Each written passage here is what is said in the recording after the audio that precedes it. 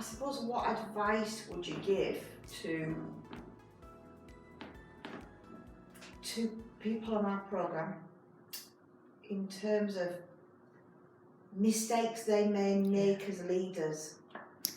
It's okay to make mistakes, and making mistakes with the EDI is also okay, as long as you try to correct it. By mistake, I suppose, if you felt that your actions has had consequences, and if there are opportunities to correct, to do so, because that will show you to be, and you'll feel at peace with yourself, because if we can look ourselves in the mirror, race or otherwise, or EDI, it's about being comfortable with decision making.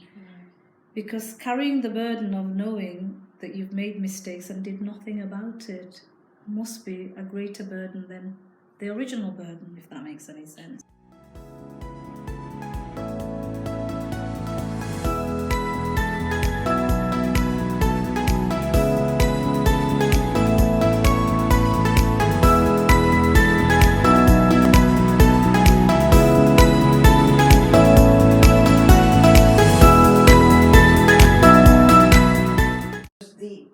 Example you gave at school, you were saying to that young girl, you know, you're going to regret it, and I never thought I'd see it. But actually, as a manager, you end up regretting a lot of things that you don't action, and those things end up being in the elephant in the room. It's the person that's late you don't talk to. You know, the person whose performance or customer care or patient care falls short, but we let it slip and we don't tell them. We know that somebody who I don't know, that has the wrong attitude, if we let that slip, it becomes a big issue, because that person's got a performance issue down there, and then it's a big issue for that ward manager to deal with. But I was going to say, with your example, is don't bury your head in the sand as well about these issues, because they're not going to go away. In fact, they're going to get bigger. Yes. Because your population, that's your staff, your patients are going to increase. So this issue is not going to go away. What do you think leaders do wrong in terms of inclusion? I think be aware. It goes back to what you said about the person not using the word black, because they were so worried and so sensitive that it was having the opposite.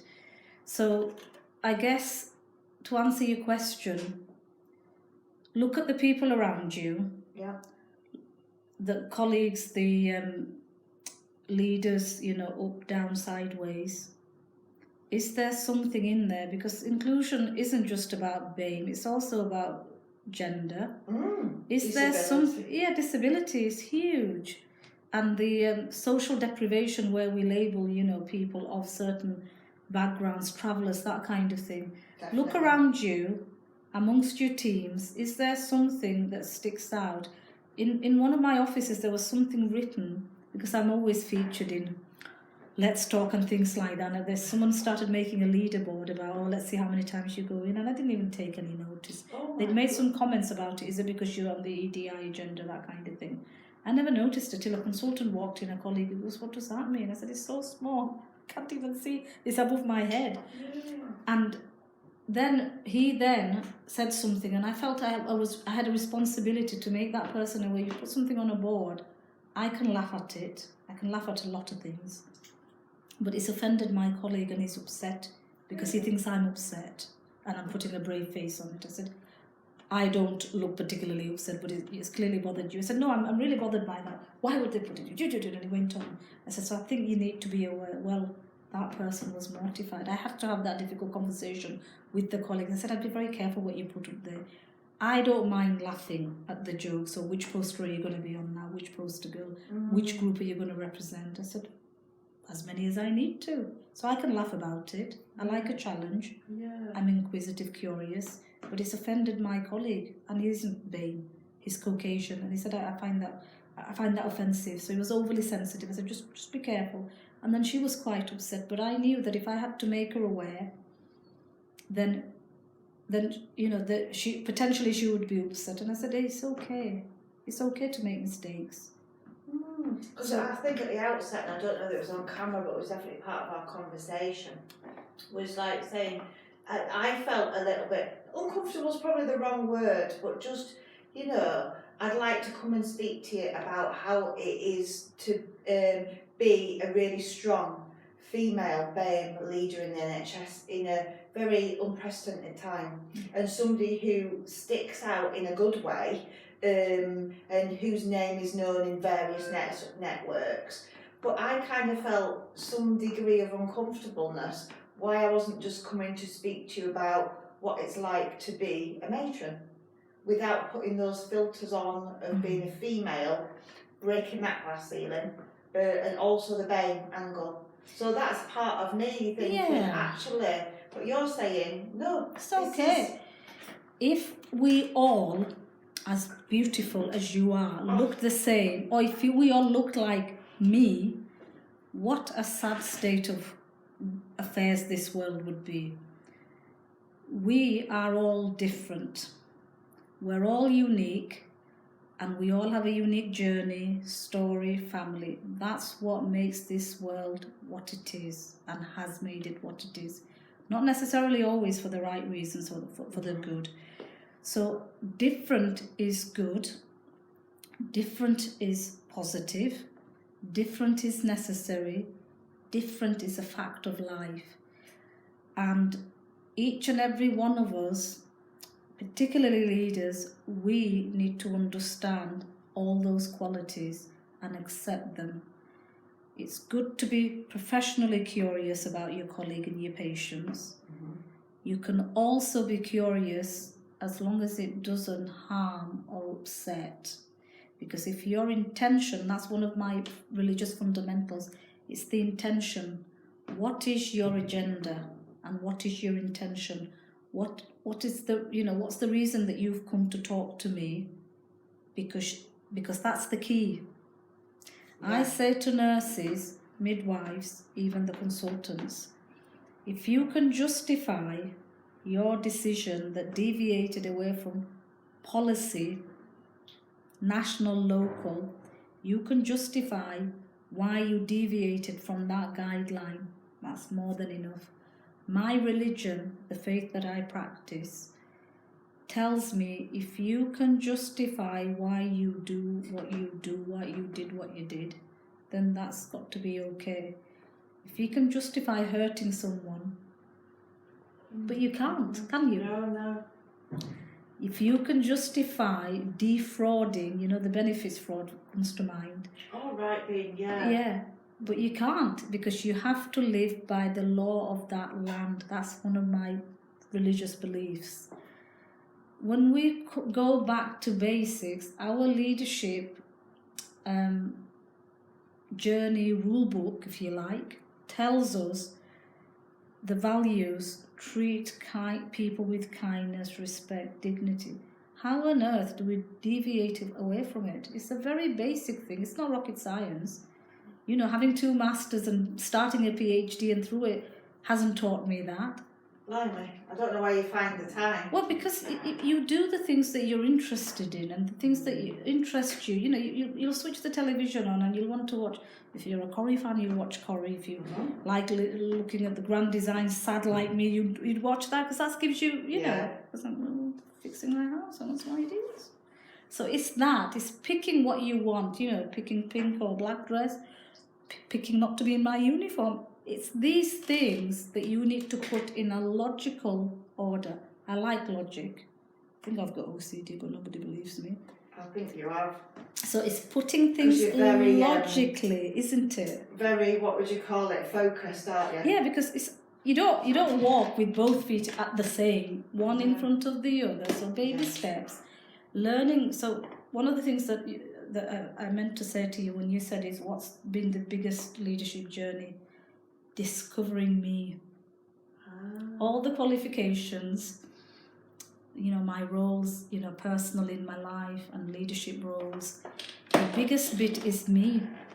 Learning that my resilience doesn't change. My worldview, people value, no matter what's done to me and no matter what setbacks I have, doesn't change. But it's about embracing it and recognising that's part of life journey. I love that, and I kind of thought that I'd come here and we might talk about your heritage, and we might talk about all those setbacks in your career, the time you didn't get that job and you felt it was because you were a female, the time that you felt that you weren't taken seriously at a meeting, the time that you didn't have the support of your team, the time your patient said, I don't want a BAME, midwife to look after me. But what I've really enjoyed, apart from just meeting you and you being an inspiration, is you've not actually touched upon really any kind of setbacks in your career. You talked about childhood and there was a setback, but you had a different lens on that. Yeah. So it's a totally different conversation than I thought. Well, there have been setbacks, but I've taken the control over those setbacks. And some people that we work with as educators and coaches, when we talk to them, and my role involves quite a lot of this, they talk about the setbacks and they can't get over the setbacks. They're fixated, objectified, whatever you want to call it. They're in that space. But you've obviously had your fair share of setbacks, as everybody has in life, but you haven't taken this opportunity to profile those. So I think that's really insightful in itself. I think the message to anyone the people that will be listening, setbacks are a test. Setbacks don't set you back and change you, who you are, your values. Keep going back to who you are, what you are, and your values, because you are important, you know you, and you are capable, you are making a difference, and you will make an even bigger difference and impact to patients, teams, and future aspiring leaders when you start being at peace with yourself. The Eleanor Roosevelt quote comes to mind. I haven't given them permission to take all that away from me, my values, my beliefs. Just because a panel sat there and said, that presentation wasn't as good as the other. Fine, that's your view. What's the right answer? There is no right answer. Or if someone says, well, you've come for the wrong job, that's not what your skills and strengths lie in. Disappointing, because I put the effort in, my whole room was covered in like an exam, revision. I've done it and I put the effort in and I felt I'd come for the right job, blah, blah, blah. I'm talking about real examples here. It hurts at the time, but someone has to sit there and make that judgment, because that's the only process we have. So if that opportunity wasn't the one for you as you wanted to, so be it. Go back to who you are, what difference you can make, because there's different routes and avenues you can explore. Just regroup, lick your wounds, go back and think, do you know what? They've lost out.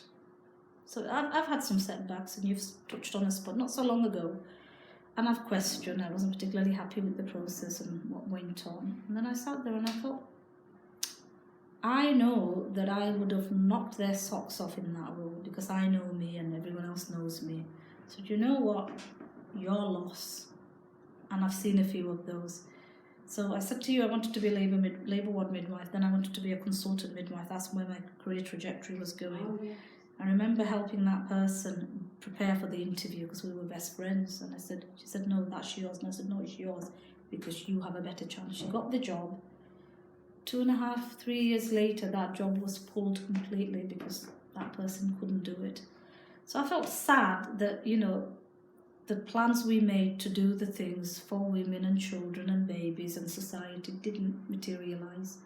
So that person's not in a good place. But I supported her because that's what she wanted, and I knew she was the preferred model. Yeah. That happened, but then I fell into the matron post, and I think I'm making a difference to patients and supporting other teams, other aspiring leaders of the future. So I just literally changed directions and channeled my passion and energy into another role. But I'm okay, I'm still Rukeya, the one that's ambitious and, the person that I am. So you will get to the point that you want to get, but sometimes you need to take a slightly different path. Yeah. But you're still on that journey to attain the things. Yeah, if it's not meant to be, Lucy, it's not meant to be. Again, it goes back to the inner peace, the faith. What's meant to be will be, and if it's not meant to be, then that clearly isn't the right one. But where I am now, I won't be able to see it, but in a few years or a week later, etc., I'll be able to see. And they're the exact conversations I was given or was involved in after a recent setback. Would you want to go to a role that you clearly wasn't wanted in? That's the way you've got to think about it. Absolutely. Because you know you'd give it 100%. So if it's not meant to be, then go back, regroup, exact words, verbatim, and then let's see what the future holds. Because something else will come. It's hard, but you've got to, don't you? You do, and we all have that in our careers, definitely. And I think we're at the end of the interview now, but I feel I'm going to leave a little bit wiser and more chilled out and more philosophical. And I think you've been, I'll really look forward to when you come to the trust. Okay. And you get to meet us all. And I think it's just going to be a fantastic. We're on a journey together, aren't we? Tracy is an amazing woman. It's a huge loss for us. Mm-hmm. But one loss here is meant to be gained elsewhere to make that bigger difference where you are and where you need her. But then she's created that network, so... Oh, and that's the thing. Do you see what I mean? And those we do need a certain amount of leaders to share... And create that network.